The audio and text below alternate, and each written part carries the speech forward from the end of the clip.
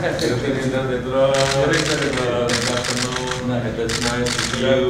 nice to see you too.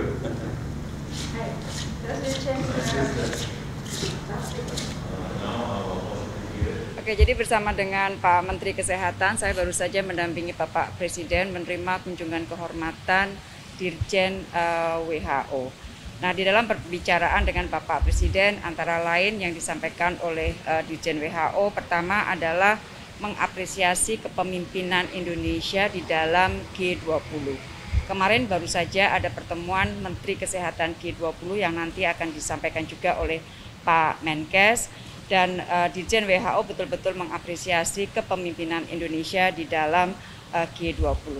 Yang kedua, Dirjen WHO juga menyampaikan ucapan selamat apresiasi terhadap capaian Indonesia di dalam mengatasi atau mengelola COVID-19. Tadi bicara Bapak Presiden dan juga Dirjen WHO berbicara mengenai masalah vaksinasi, dan beliau menyatakan bahwa Indonesia adalah salah satu dari best achievement kalau diperbandingkan dengan rata-rata achievement yang dicapai oleh negara-negara dunia. Dan di dalam pembicaraan tadi disampaikan juga oleh Dirjen bahwa walaupun situasi kasus COVID-19 dunia sudah mendatar, namun beliau menyatakan bahwa pandemi belum selesai dan kita masih memantau terus, WHO masih memantau terus munculnya varian-varian baru.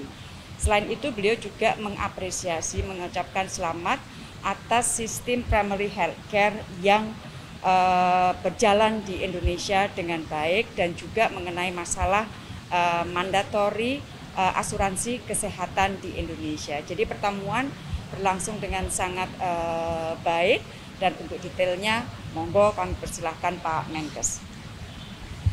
Dirjen WHO datang ke Indonesia dalam rangka menghadiri meeting yang pertama dari Health Ministers G20 di Jogja kemarin. Kita ada 5 hal yang kita ingin capai. Yang pertama adalah pembentukan Financial Intermediary Fund. Ini adalah dana cadangan untuk mengatasi pandemi, dan alhamdulillah dengan bantuan Bu Retno, Bu Sri Mulyani, sama-sama kita bertiga sudah berhasil membentuk fund ini, dan sudah lebih dari 1 billion US dollar yang dikomit oleh beberapa negara dan institusi di fund ini. Yang kedua, kita juga membicarakan bersama WHO bagaimana uang yang ada di fund ini bisa dipakai untuk mengakses secara adil dan cepat istilahnya emergency medical countermeasures, jadi vaksin, obat-obatan, dan alat-alat diagnostik. WHO akan mengambil posisi di depan untuk bisa menentukan negara-negara mana yang perlu mendapatkan bantuan, segmen orang-orang mana yang perlu mendapatkan prioritas kalau nanti ada pandemi berikutnya. Dan pentingnya juga kerjasama antara pemerintah dan swasta, karena hampir semua produsen dari vaksin, obat-obatan, dan juga alat kesehatan adalah pihak swasta. Yang ketiga adalah kita membicarakan mengenai integrasi dari lab genome sequence di seluruh dunia. Ini lab yang bisa mengidentifikasi kalau ada virus baru, varian baru, bakteri baru. Kita sudah duduk bersama 2 kali untuk berbicara bagaimana kita bisa mengintegrasikan data yang tersebar dari lab-lab genome sequence yang ada di dunia.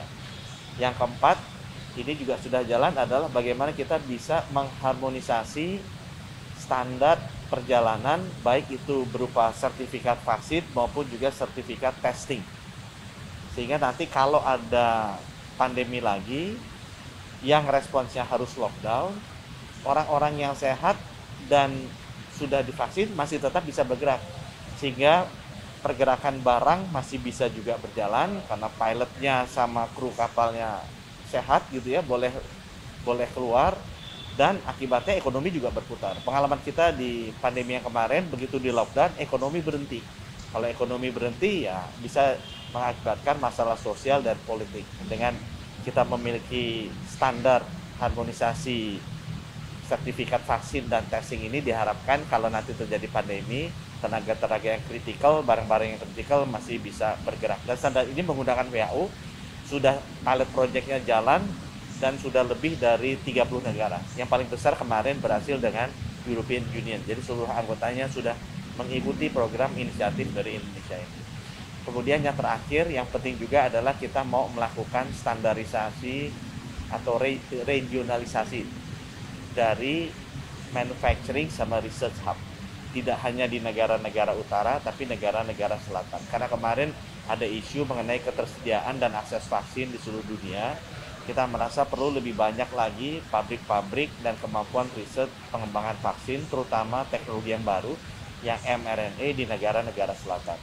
Ada 4 negara yang sudah siap untuk berpartisipasi di anggota G20 ini adalah Afrika Selatan untuk daerah Afrika ya, kemudian Brasil dan Argentina untuk daerah Amerika, daerah selatan, kemudian di Asianya India dan Indonesia. Nah, kita harapkan round pertama ini kita bisa mencapai milestone-nya cukup baik, sehingga nanti di round kedua meeting Menteri Kesehatan di bulan Oktober kita bisa memfinalisasi semua deliverables-nya secara konkret, sehingga nanti pada saat leaders meeting di bulan November, kelima hal yang tadi ingin kita capai sudah selesai.